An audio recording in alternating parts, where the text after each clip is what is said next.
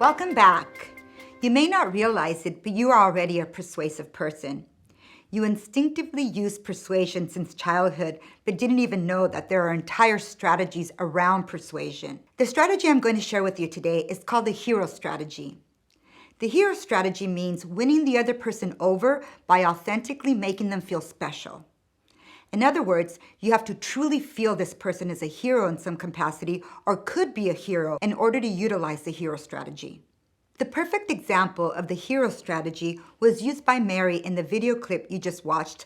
As you witness in the video clip, Mary needed the judge to allow her to attend courses at the white school in order to become the first African American woman engineer. These were times when segregation was the law. White folks only attended all white schools and African Americans attended only all black schools. So Mary attending an all white school would be illegal. However, she made the judge feel special by telling him that if she became an engineer, she would make history being the first. Therefore, he would make history too because she needed him to make that happen. He needed to allow her to attend an all-white school because those were the only schools that had the courses she needed to take to become an engineer. She persuaded the judge to change the law or allow her to break the law by making him feel important. Because he was important to her, he truly was her hero. And it worked.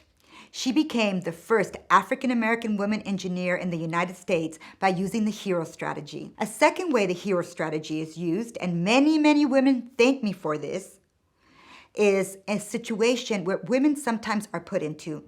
And for all you women out there who do business, who are involved in business proposals and business negotiations, you all know what I'm talking about.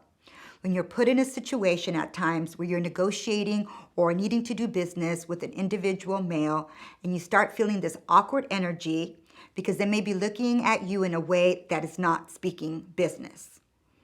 It may be an uncomfortable feeling. Women know how this feels, and it's an uncomfortable sexual feeling that you feel they're attracted to you or want more than just a proposal or more than to do business with you.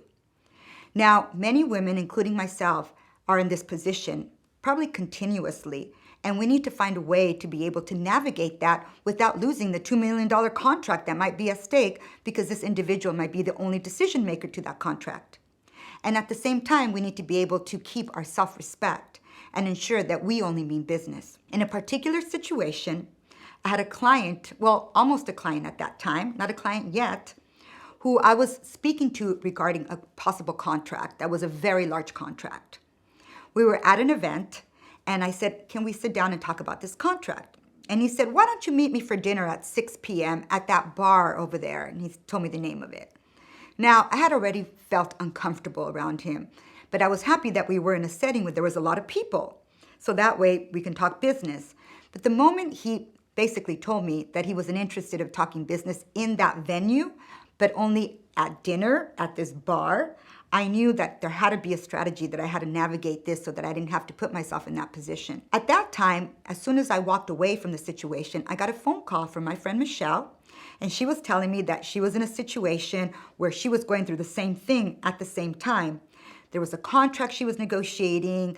The gentleman that she was negotiating with wanted to go out to dinner with her. And she was telling me, can you believe this? And I said, you know what, Michelle? Why don't you call me at 6 p.m. tonight and share this story with me? And she said, why? I said, just do it, girl. Just call me. And she said, okay. So I told him I would meet this potential client. I would meet him for dinner at the bar at 6 p.m. I arrived, he arrived, we sat down, and then my phone rang. And it was my friend Michelle. And she said, you told me to call you. What do you want me to do? I said, tell me about your situation. And she started telling me, and I said, what? This gentleman is putting you in a position where you feel that you need to do more than business? That is, oh my gosh, that is so rude. I'm sure that, I'll just call him Bob, my potential client. I'm sure that Bob would never do anything like that to any woman. Bob is not like that. And then Bob said, what are you talking about? What do you mean? What are you talking about, Yasmin? And I said, well, Bob. And I said, hold on, Michelle. Michelle's put in a situation where this gentleman wants more than just business. And I said, I know you would never, ever do anything like that. What should she do? I'm asking for your support, your guidance on this. And he said, oh my gosh, I cannot believe a man is putting her in that position. That is just wrong. She needs to walk away from it. She needs to never be put in that position, and she needs to keep her integrity, and that's just wrong. And I said, thank you. I knew you were a very moral person and that you would never do that to any woman. You know, he stood up taller. You know, you could tell he felt proud. I made him a hero of morality. And guess what? After that, I got the deal. He never again, ever violated the energy in any which way. And moving forward, everyone that he did business with, women that told me, he treated me in the most respectful way. And I always felt that he was an advocate for women. So by making him the hero, I took myself out of the situation. I also allowed him to step into a position where he could be proud of and be an advocate for women. Now you have homework to do. Make sure you get at it, and I'll see you at the next lesson.